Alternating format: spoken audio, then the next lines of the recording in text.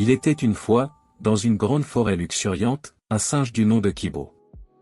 Kibo n'était pas un singe ordinaire.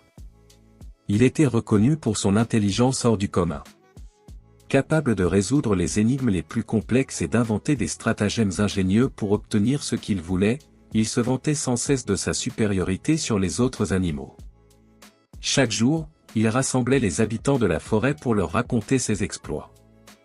Il se moquait du lion, qu'il trouvait trop impulsif, de l'éléphant, qu'il considérait trop lent, et même du hibou, qu'il jugeait trop silencieux pour être réellement sage. L'intelligence est la seule vraie force, proclamait-il fièrement.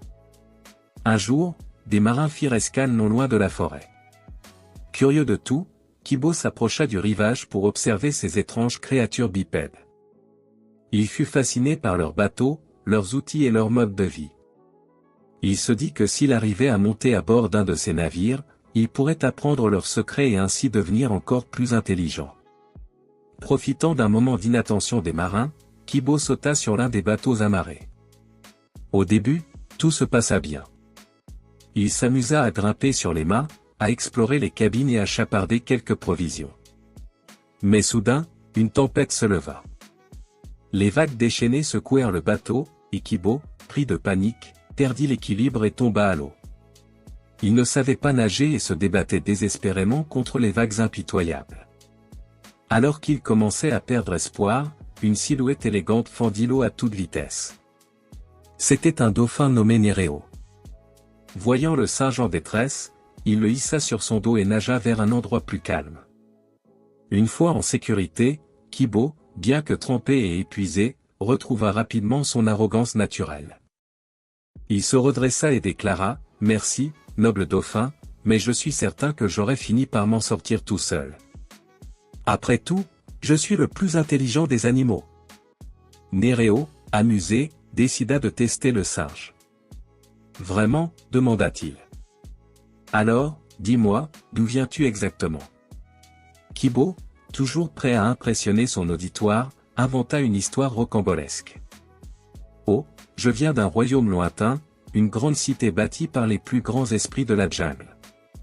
Nous avons des tours plus hautes que les arbres, des rivières qui coulent en or et des habitants aussi sages que les étoiles. » Le dauphin, qui connaissait bien la mer et ses côtes, sourit intérieurement. « C'est fascinant, dit-il. Et qui est ton roi ?»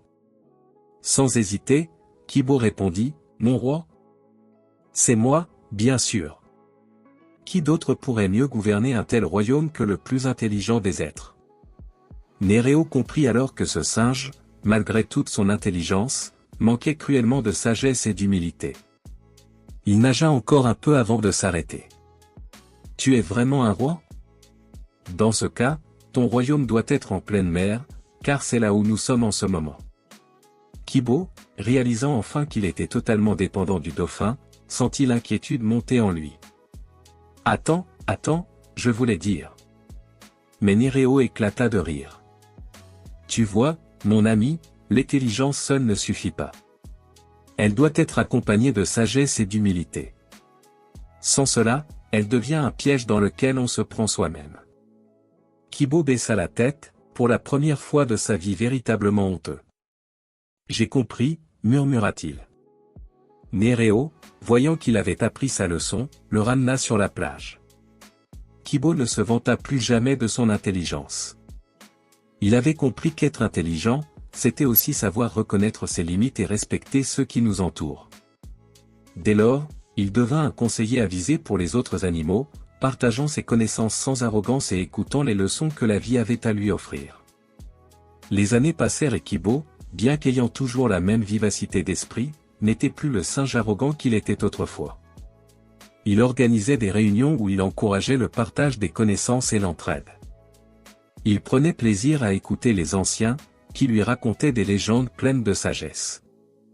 Un jour, alors qu'il était assis au pied d'un grand baobab, un jeune singe vint le voir. « Kibo, est-il vrai que tu étais autrefois le plus intelligent de tous les animaux ?» Kibo sourit et répondit, « Ce n'est pas l'intelligence qui compte le plus, petit. Ce qui compte, c'est la manière dont tu l'utilises et ce que tu en fais pour aider les autres. » Le jeune singe hocha la tête, pensif. « Kibo savait qu'il venait de transmettre une leçon précieuse, celle qu'il avait lui-même apprise des années auparavant, en plein milieu de la mer. Et ainsi, il vécut non seulement en singe intelligent, mais aussi en singe sage. La morale de cette histoire est simple, l'intelligence sans sagesse et humilité n'a aucune valeur. Car ce n'est pas seulement ce que l'on sait qui fait de nous des êtres éclairés, mais aussi la manière dont nous utilisons ce savoir et l'attitude avec laquelle nous l'offrons aux autres.